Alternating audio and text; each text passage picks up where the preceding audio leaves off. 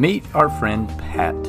Pat is going to help us learn some basic anatomy and the location of some of the major organs found in the human body. So let's get started with the head region, and as I open it up, you can see here's the brain, and there's the cerebrum, the cerebellum. Now let's move to the nasal cavity, the oral cavity.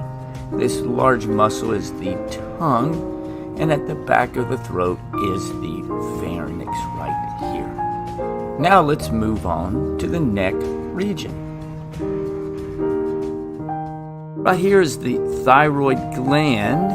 Okay, thyroid gland, and underneath this blue tube is the trachea.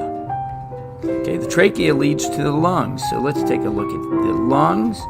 Here's the left lung, the right lung, and I'm going to remove the lungs because to see what's underneath. But right in the center is the heart. And let's remove the lungs, and now there's the heart, but I'm going to take the heart out to see what's underneath it. Okay, and one of the first things you'll see is the esophagus, the right bronchus, and here's the left bronchus, and those lead into the lungs.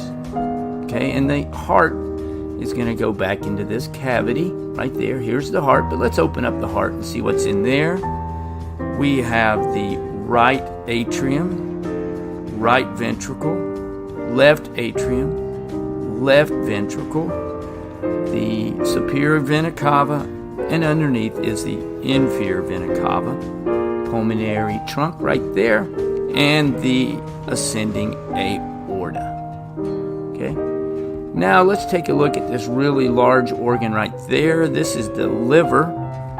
Okay, here's the left lobe, the right lobe, and I'm going to take it out so you can see underneath. And first thing you'll see is this green item right there. Here's the green item. That's called the gallbladder.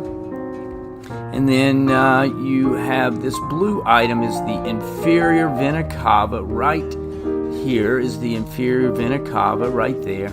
And you'll see some veins and arteries running through the liver. It's a really large, important organ. Okay, now here's the stomach. The top of the stomach that the esophagus leads to is the cardia. Now notice that the stomach is like a little pouch. It is curved and it fits right back in here, and the pylorus leads into the intestines. Okay, and it connects in, and the food goes into the small intestines. Now let's take a look at, here's the spleen right there. Here's the spleen. Then the pancreas is right here. Then you can see one of our kidneys. And sitting right on top are the adrenal glands. Okay. Now let's go back. There's the spleen. Then the pancreas. You can now see two kidneys. Okay, there's one kidney, another kidney.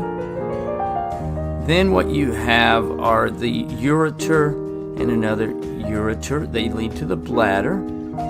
The inferior vena cava, the abdominal aorta, the adrenal gland sitting on top of the kidneys. You can see another adrenal gland. You can see both kidneys. Okay. The spleen, and then let me grab this, and there's the pancreas sitting on top of the large intestine. Okay, now from there, there's the small intestines, and there's the jejunum. Okay, then from there we have some more of the large intestine. Right here is where it dumps in to the large intestines. That's called the cecum. Again, that's a transition from the small intestines to the large intestines. Here's another picture of the large intestines, and it would dump into the rectum. And then, as they say, that's the end of the line. I hope Pat helped you learn some basic anatomy. Thanks for watching, and Moo Moo Math uploads a new math and science video every day. Please subscribe and share.